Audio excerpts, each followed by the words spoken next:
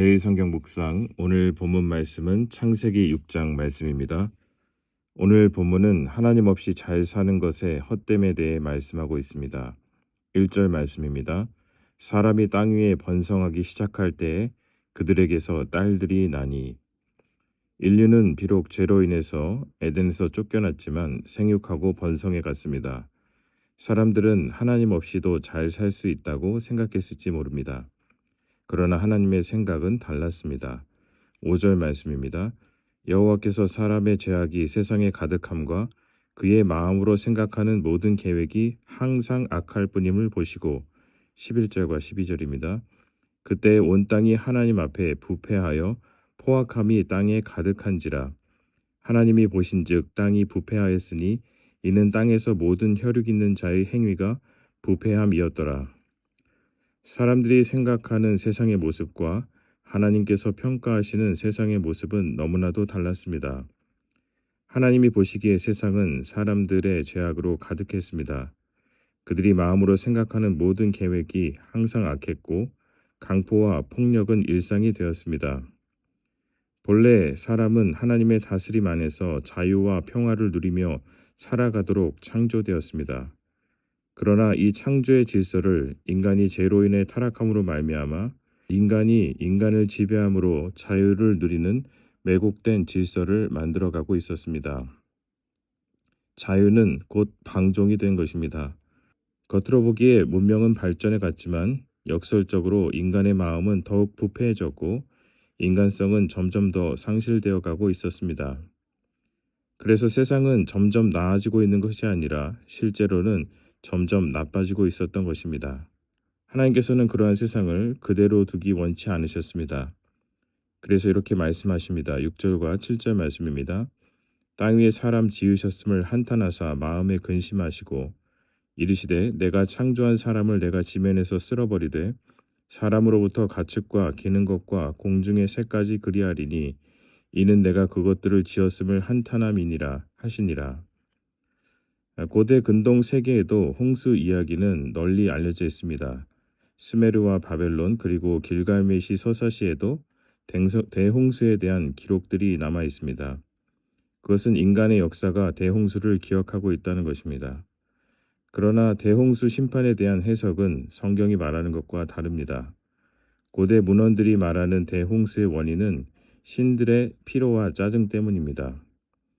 인구가 늘어감에 따라 인간이 신에게 요구하는 사항들이 점점 많아지게 되자 신들이 안식을 방해받고 화가 나서 대홍수로 인간을 심판했다는 것입니다.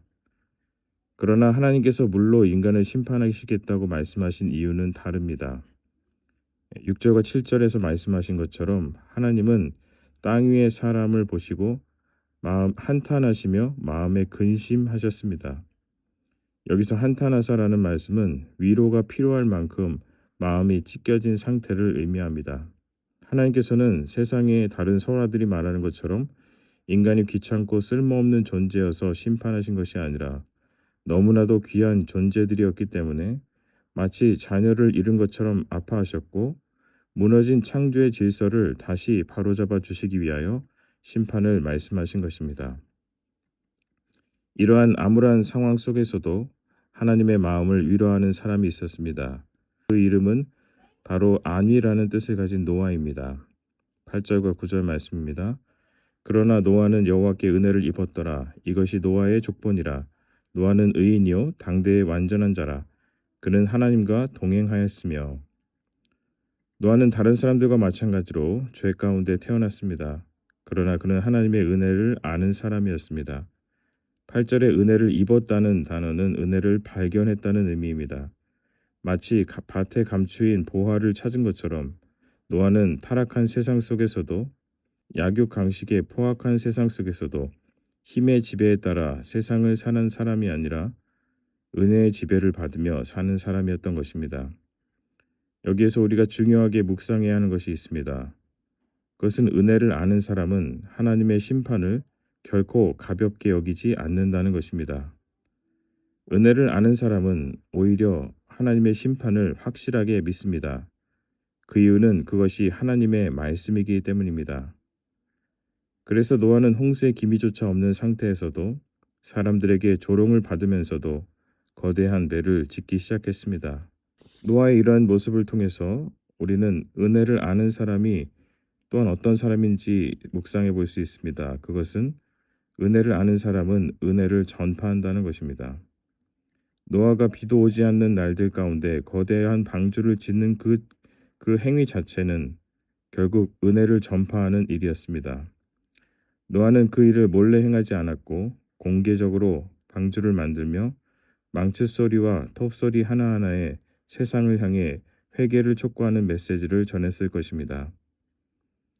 오늘 우리가 사는 시대는 노아의 시대와 크게 다르지 않습니다. 사람들은 더 이상 심판의 메시지를 듣고 싶어 하지 않습니다. 어찌 보면 그러한 날은 결코 오지 않을 것이라 생각하며 살아갈지도 모릅니다. 오직 좋은 말, 은혜로운 말만 듣고 싶어 합니다. 그러나 성경은 분명 말합니다. 그리스도께서 장차 이 세상을 다시 심판하러 오실 것입니다. 하나님께서는 우리에게 방주를 만들라고 명령하시진 않았습니다. 왜냐하면 그리스도께서 심판 때 우리의 구원의 방주가 되시기 때문입니다. 그러나 노아와 같이 은혜를 입은 자들로서 우리는 세상의 조롱 속에서도 여전히 구원의 방주이신 예수 그리스도를 전할 수 있어야 합니다. 그것은 세상이 복음에 귀 기울여 주기 때문이 아니라 그 길 외에 다른 길은 없기 때문입니다.